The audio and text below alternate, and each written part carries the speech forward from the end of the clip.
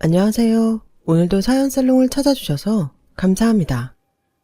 저는 경기도에 사는 50대 여성이에요. 오늘 그동안 제 가슴에 묻어두었던 이야기를 해보려고 해요.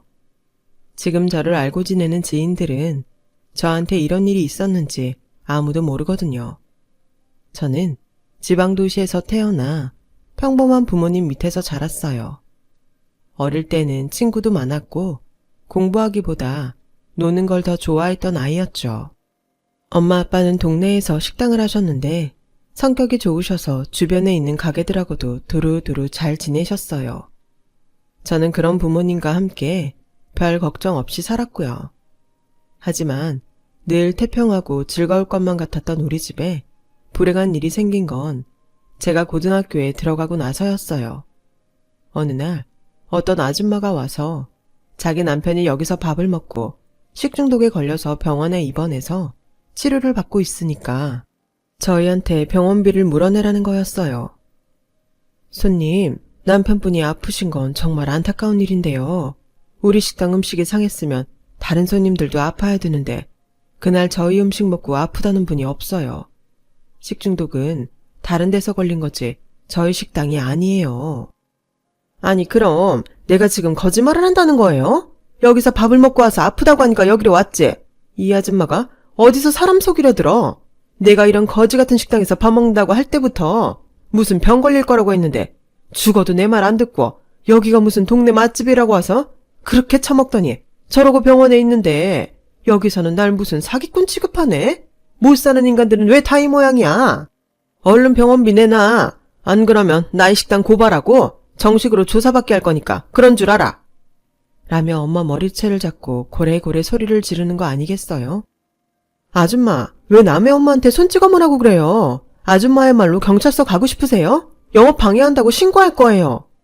라며 내가 화가 나서 아줌마를 떼어놓았고 아줌마는 두고 보자면서 씩씩대며 나가더니 정말 저의 식당을 보건법 위반으로 신고했어요. 부모님은 아무것도 잘못한 것이 없는데 괜히 조사를 받게 됐고 그 바람에 우리 식당은 상한 음식을 줬다는 소문에 휩싸여 손님이 줄게 됐죠. 평생을 선하게만 사시던 부모님은 그날 일에 충격을 받으셨어요. 엄마는 며칠을 알아누웠고 아빠는 손님 없는 식당 밖에 나와서 먼 하늘을 보며 한숨만 쉬었죠. 그 아줌마는 동네에 새로 생긴 아파트 단지에 이사 왔다고 하더라고요. 그래서인지 동네 가게들을 무척이나 무시하고 깔봤어요. 그때부터 이상하게 식당 운영이 잘 안 되기 시작했어요. 제일 큰 이유는 아빠가 힘들어하시며 주방을 자꾸 비우셔서 그랬던 것 같아요. 사람들 마음이 다 나같지는 않다고 해도 어떻게 이럴 수가 있는지 그동안 나를 그렇게 오래 봐왔던 사람들이 그런 소문 하나 믿고 외면하는 게 너무 억장이 무너져서 아무것도 못하겠어. 그렇게 상심하시던 아빠는 작은 삼촌과 함께 갔던 여행에서 교통사고를 당했고 그날 바로 저 세상으로 가버리셨어요. 우리 형 바람 쐬고 기운 내자고 간 건데 이렇게 가버리면 내가 형수랑 선아를 어떻게 봐. 형, 이렇게 가면 안 돼. 라며 아빠를 붙잡고 우는 작은 삼촌 옆에서 저와 엄마도 펑펑 울었어요. 정말 하늘하고 땅이 뒤집어지는 것 같다는 게 무슨 말인지 실감이 났어요. 고등학교 2학년 때까지 낙천적으로 즐겁게만 살아왔던 저에게 처음으로 인생의 쓴맛을 느끼게 했던 일이었어요. 저는 아빠의 고향에 있는 선산에 아빠의 관이 땅속으로 들어가는 걸 보면서 우리 식당 때문에 식중독에 걸렸다고 난리친 여자를 생각했어요. 그리고 돈도 많이 벌고 될 수 있는 대로 좋은 직업을 가져야겠다고 마음먹었죠. 그 이후로 저의 삶은 이전과는 180도로 변했어요. 학교 등교 시간보다 1시간 일찍 가서 공부했고 수업이 끝난 후에는 도서관에서 불이 꺼질 때까지 있다가 오곤 했어요. 피곤하고 힘들고 더 자고 싶을 때도 많았지만 그때마다 억울하게 돌아가신 아빠를 생각하며 말 그대로 이를 악물고 힘을 냈죠. 정말 독하게 하면 된다고 저는 서울에 있는 상위권 대학에 합격했어요. 제가 1학년 때랑 2학년 절반 넘게를 허송세월 보낸 거에 비하면 이것도 잘한 거였어요. 저는 대학에 입학하자마자 바로 회계사 시험 공부를 시작했어요. 응시 자격을 맞추기 위해서 회계사 관련 학점을 따고 공부를 하고 아르바이트를 하느라 대학 내내 정말 바쁘게 시간을 보냈어요. 그 사이 저희는 가게와 집을 전부 처분해서 경기도로 이사를 했어요. 엄마는 이사한 데에서 멀지 않은 곳에 작은 가게를 얻어서 다시 식당을 하기 시작했죠. 원래 주방일은 아빠가 주로 하셨지만 엄마 음식 솜씨도 아빠 못지 않았어요. 거기다 수완도 좋은 편이어서 사람을 끌어들이는 것도 잘했어요. 엄마 가게는 작지만 점점 동네 사람들에게 입소문이 나기 시작하더군요. 엄마는 아침을 못 먹고 나가는 직장인들을 위해 오전 7시부터 장사를 했죠. 저는 대학 졸업 전에 회계사 시험을 보았고 여름방학 내내 2차 합격자 발표를 기다리며 엄마 식당 일을 도왔어요. 아침에 엄마는 북엇국을 팔면서 특별히 라면을 파시더라고요. 라면 회장을 좋아하는 직장인들을 위해서 그렇게 한다고 했어요.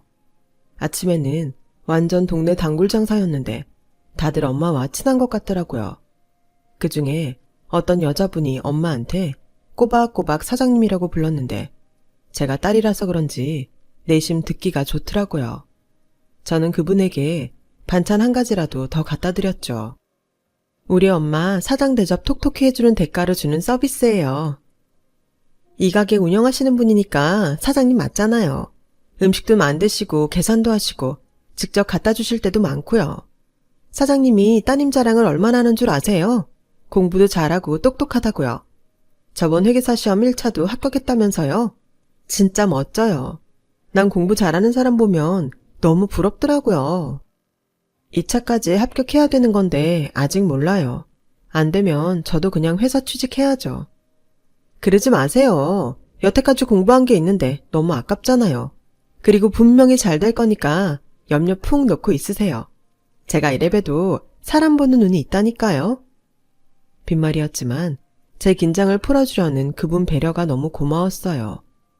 그 덕분이었는지는 몰라도 방학이 끝나갈 무렵 발표된 회계사 2차 합격자 명단에는 제 이름이 당당히 올라가 있었어요. 엄마는 너무 좋아서 합격자 발표날 하루 종일 손님들한테 돈도 안 받고 오는 사람마다 서비스로 반찬까지 챙겨주셨어요. 다음날 아침 일찍 오는 직장인들한테도요. 저를 격려해 주셨던 여자분은 밤에 퇴근하면서 제게 명품 지갑을 선물해 주셨어요. 이렇게 비싼 걸 제가 어떻게 받아요? 너무 고맙긴 한데 마음만 받을게요. 제가 백화점 명품 매장에 있거든요. 제가 구입할 수 있는 걸로 산 거니까 부담 갖지 마세요. 회계사님이 이런 거 하나 정도는 갖고 계셔야죠. 그동안 어머니가 너무 잘해주셔서 조금 갚는 거예요. 알고 보니 그분은 유명 백화점 명품 매장 매니저였어요. 엄마와 저는 고맙다고 인사하고 그 후로도 그분과 더 가깝게 지냈죠. 남동생분도 가끔 같이 왔는데 대기업에 다닌다고 하더라고요. 부모님은 두 분 다 일찍 돌아가시고 어렵게 자랐지만 착실한 분들이었어요. 저는 좀 이름 있는 회계사 사무실에서 일을 시작했고 그러면서 결혼할 사람을 만나려고 노력했어요. 고등학교 때 부모님 식당을 모욕하고 아버지가 사고로 돌아가시는 원인을 제공한 그 아줌마가 제 마음속 한이 된 것 같아요. 회계사로 일을 해도 속이 후련하지 않더라고요.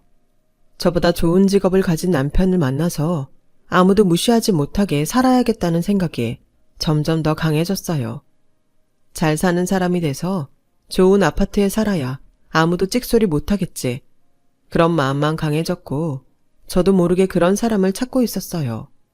그러다 보니 연애를 해도 오래가지 못했고 저와 비슷한 환경에서 자랐거나 중산층이면 마음에 들어도 결국 계산을 하다가 헤어지곤 했죠. 선아야, 사람을 만나는데 마음을 따라가야지 조건만 보는 건 안 된다. 그러면 우리한테 행패 부렸던 고향 그 여자하고 뭐가 다르니?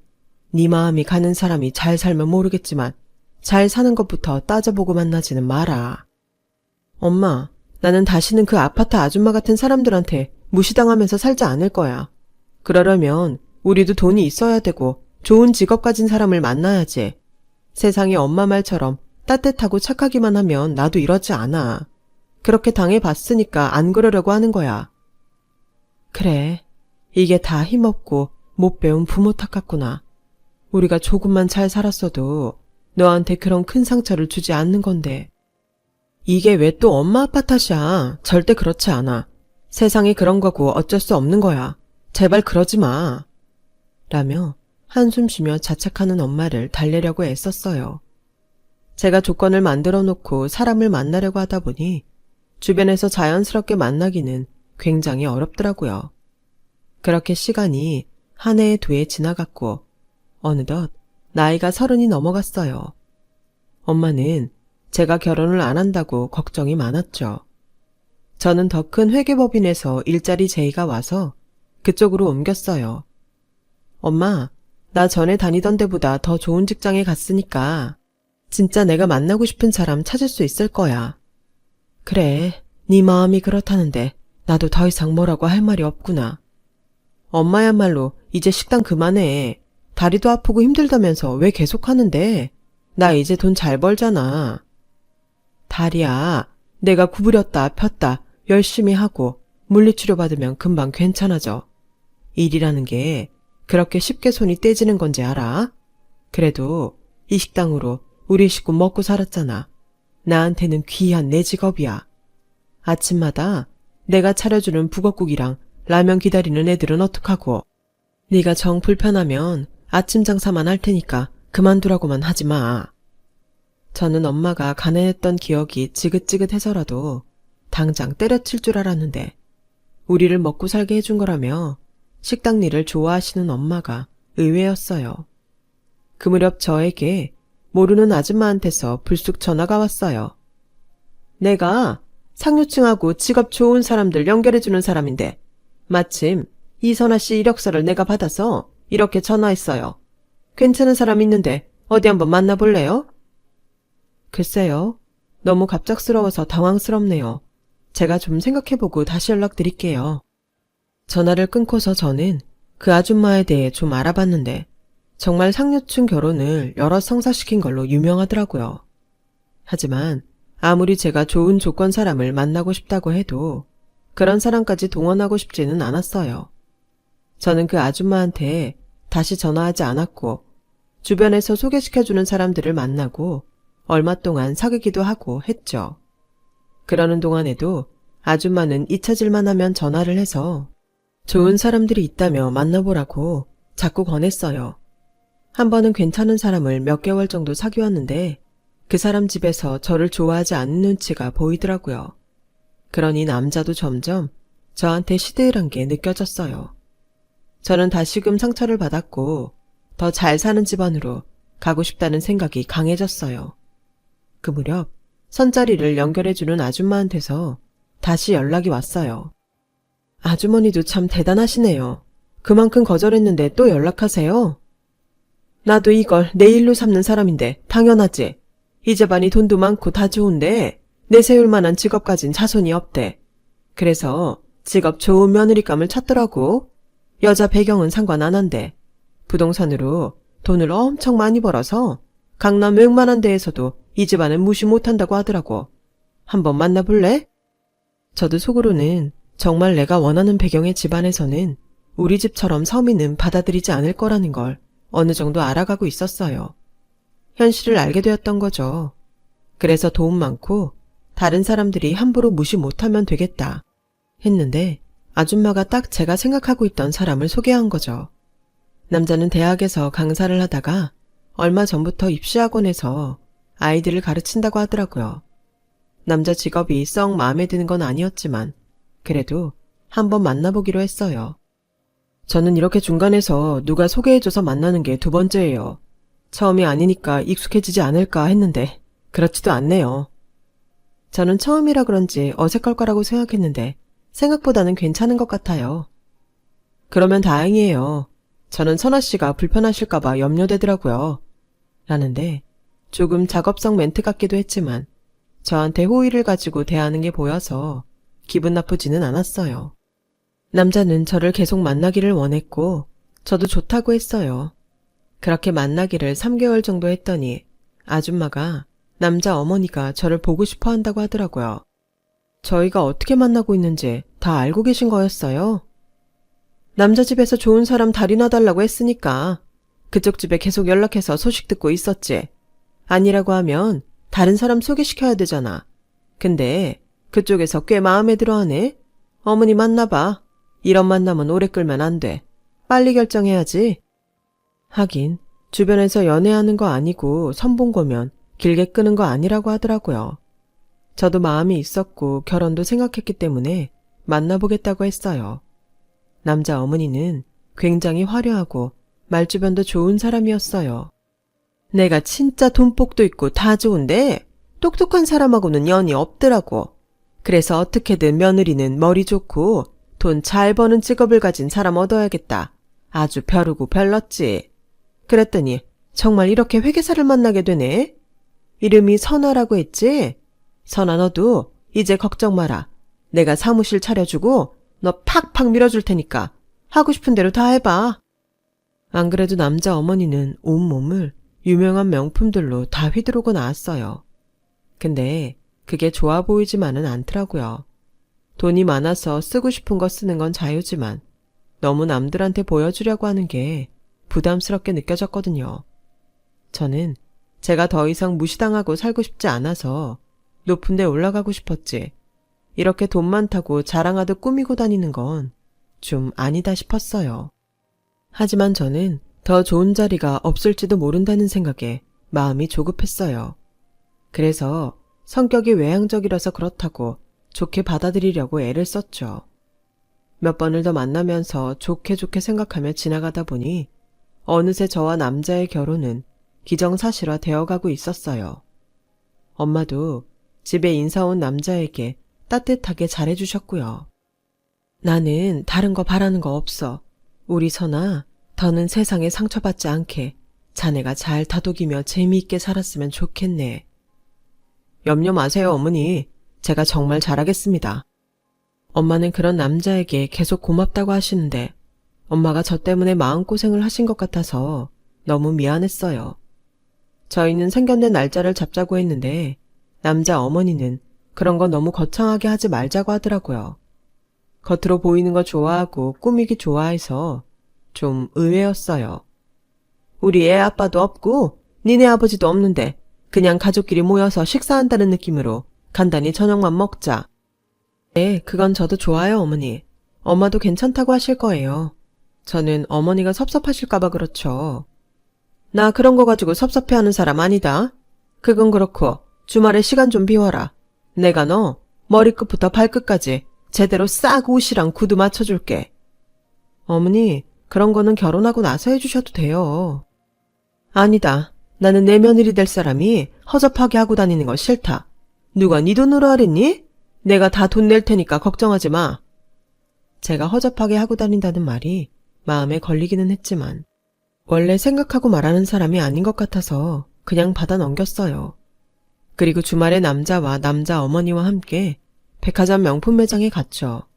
거기서 저는 뜻밖의 사람을 만나 너무 반가웠어요. 바로 엄마 식당 단골이고 저한테 명품 지갑을 선물해줬던 언니였어요. 저는 너무 반가워서 아는 척을 하려고 했는데 언니는 매니저답게 깍듯이 예의를 지키면서 저희를 대하더라고요. 남자 어머니는 매장에서도 온갖 물건을 다 꺼내오게 하고 좀 난리 법석을 피우는 스타일이었어요. 저한테 잘해주려고 하는 건 알겠는데 정말 결혼해도 될지 자꾸 마음에 의문이 드는 행동을 많이 하더라고요.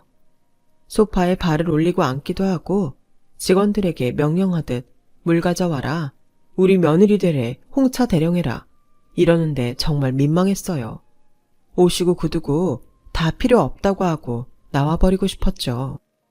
남자는 자기 어머니 행동이 익숙해서 그런 건지 아무렇지도 않게 옆에 앉아서 똑같이 구는데 조금 실망스럽기도 했어요. 쇼핑이 그렇게 고역인 것도 처음이었어요. 겨우 쇼핑이 끝나고 매장을 나오는데 그 언니가 끝까지 깍듯이 인사하고는 마지막에 나가는 제 손을 붙잡고 조그맣게 내가 나중에 연락할게 하는데 뭔가 굉장히 다급함이 느껴졌어요. 저는 언니가 왜 그러는지 어리둥절하기만 했죠. 그날 밤 언니는 엄마가 식당 문 닫을 때 허겁지겁 뛰어와서 저를 찾았어요. 엄마가 연락해서 나간 저는 언니가 새하얗게 질려 저를 잡아 끄는 걸 보고 뭔가 심상치 않은 게 있구나 하고 느낌이 왔죠. 너 진짜 그 집 아들하고 결혼하는 거야? 안 돼. 절대 안 돼. 그 여자 우리 매장뿐 아니고 명품 매장마다 다 소문이 났어. 몇 번이나 입고 신고 했던 거 자기한테 안 맞는다고 환불하러 오고 안 된다고 하면 꾸역꾸역 본사까지 전화해서 행패 부리고 진상도 보통 진상이 아니야. 그것보다 더 중요한 건 나 전에 오늘 너랑 온 남자가 부인이라고 데리고 온 여자 봤단 말이야. 3살인가? 애도 있었어. 언니, 그게 진짜예요? 정말 부인도 있고 아이도 있는 거 확신할 수 있어요? 그런 게 아니면 내가 이렇게 끝나자마자 미친 듯이 뛰어나왔겠어? 네가 어떻게 공부하고 지금까지 왔는지 내가 잘 아는데 그런 사람하고 결혼하면 안 되잖아. 나 그럼 니네 엄마 가게 다시는 못 가. 니네 엄마가 우리한테 얼마나 잘해주시는데 네가 사기 결혼하는 거 알면서도 가만히 있으면 사람도 아니지. 언니는 정말 쉬지 않고 한꺼번에 말을 내뱉고는 가쁘게 숨을 내쉬더라고요. 언니 말로는 그 집이 돈이 많은 건 맞는데 거짓말도 잘하고 남 등치는 짓도 잘한다는 얘기를 많이 들었다고 하더라고요. 워낙 진상짓을 많이 해서 한 번은 본사에서 조사까지 했었다고요. 오늘도 못 들어오게 하려다가 제가 있는 걸 보고 그냥 받아줬다고 하네요. 저는 그날 밤새 잠 한 잠 못 자면서 고민을 하며 이것저것 계획을 세웠어요. 그리고 며칠 후에 저랑 엄마랑 남자, 그리고 남자 어머니랑 같이 저녁 식사할 곳을 예약했어요. 꽤 비싼 한정식집을 예약했다며 제가 다 내겠다고 하니 남자 어머니는 저한테 안목이 있다며 굉장히 좋아하더라고요. 두 집이 저녁을 먹는 날, 남자와 남자 어머니는 나란히 온갖 명품 상표가 찍혀있는 옷을 입고 나왔어요. 엄마는 아무 말 없이 그런 두 사람을 쳐다보기만 했죠. 따님을 참 똑똑하게 키우셔서 얼마나 보람 있으세요? 돈 없는데 애라도 잘 됐으니 정말 다행이시죠? 라며 생각 없는 말에 엄마는 아무 대답도 안 하시더군요. 저는 잠깐 밖에 좀 나갔다 오겠다고 하고 자리를 비웠어요. 그리고 돌아왔더니 자기 아들이 너무 순진하고 여자도 모르고 자랐다는 얘기를 늘어놓고 있더군요. 어머니, 저희가 여자도 모르고 자라서 저 같은 사람 숨겨놓은 건가요? 라는 말에 남자와 남자 어머니가 깜짝 놀라서 그 자리에서 일어났어요. 제가 밖에 나가서 기다리고 있던 남자 부인과 아들을 데리고 들어왔거든요. 아니, 네가 어떻게 여기까지? 여기가 어디라고 감히? 어디긴요. 어머니 아들, 저 남자 또 결혼하려고 멀쩡한 아가씨한테 사기치는 자리잖아요. 무슨 그런 말이 있니? 너랑 우리 선웅이는 끝났잖아. 내가 너는 따로 나가 살려고 했으면 그게 끝난 거지. 저기 선아야, 사부인, 이거 다 오해예요. 쟤 껌딱지처럼 우리 애 붙잡고 안 놓아주는 거라고요. 맞아요, 장모님. 정말 저 억울해요. 선아야, 진짜 오해야. 뭐가 오해인데? 아들까지 이렇게 있고 예전부터 저 여자랑 살았는데 혼인신고만 안 하면 다인 줄 알아? 어디서 사기를 치려고 들어? 라고 제가 말을 끝내자마자 엄마가 자리에서 일어나 그 앞에 있던 물김치 그릇을 두 사람에게 확 부어버렸어요. 어디서 감히 남의 딸 인생을 망치려고. 돈 있는 것들은 그렇게 살아도 돼? 제발 좀 인간이 되라 이것들아. 라고 소리를 버럭 질렀고 놀라서 뒤로 자빠진 남자와 남자 어머니를 두고 저와 엄마는 그 자리를 빠져나왔어요. 저는 언니에게 그 말을 듣고 흥신소를 찾아가 여자를 찾았어요. 그 여자는 대학 1학년 순진하던 때에 그 남자의 입 빨린 말에 넘어가서 그 집에서 도우미처럼 갖은 일을 다 하며 살았다고 해요. 그런데 여자가 직업이 별로고 집안도 안 좋다고 그렇게 무시를 하더니 자기네는 직업 좋은 며느리를 봐야겠다며 일방적으로 아들까지 내쫓았다네요. 알고 보니 그 남자가 입에 발린 말로 이 여자 저 여자 바람도 많이 폈대요. 여자는 남자 어머니가 나중에 아들 낳으면 혼인신고 해준다는 말만 믿고 아들까지 낳았는데 이렇게 됐다며 나 아니었으면 결혼하는 것도 몰랐대요. 저는 이 집을 소개해준 아줌마한테도 전화로 한바탕 하고 다시 연락하면 사기죄로 고발할 거라고 큰 소리를 쳤죠. 그랬더니 다시는 연락을 안 하겠다고 미안하다고 하며 전화를 끊었어요. 저는 돈 많은 거, 좋은 집안인 거 따지다가 이렇게 벌 받는구나 그렇게 생각했고요. 만약에 그런 집안들이 저를 싫다고 한다면 안 하는 게 맞는 거겠죠. 그렇게 생각했더니 다른 사람들이 눈에 들어오더라고요. 저는 오랫동안 제 뒤에서 저를 지켜봐온 좋은 남자와 결혼을 하게 됐어요. 바로 저에게 그 남자 집이 어떤 사람들인지 알려준 언니 동생이었어요. 저와 동갑인데 훨씬 어른스럽고 속도 깊고 좋은 사람이에요. 올해가 바로 저와 남편이 결혼한 지 20년째랍니다. 저는 살면서 좋은 집안은 제가 만들어가는 거라는 걸 깨달았어요. 또 저희 부모님도 결코 잘못 사신 게 아니라는 것도요. 잘못됐다면 돈 좀 있고 실력 좀 있다고 다른 사람 우습게 하는 그런 사람들이죠. 제 얘기는 여기까지예요. 들어주신 분들 모두 너무 감사하고요. 오늘도 좋은 하루 보내세요. 매일매일 행복한 일로 가득하시길 바랄게요. 여러분, 사연 댓글에 응원과 현명한 조언 부탁드려요. 좋아요와 구독은 저에게 큰 힘이 됩니다. 오늘도 좋은 일 가득하세요.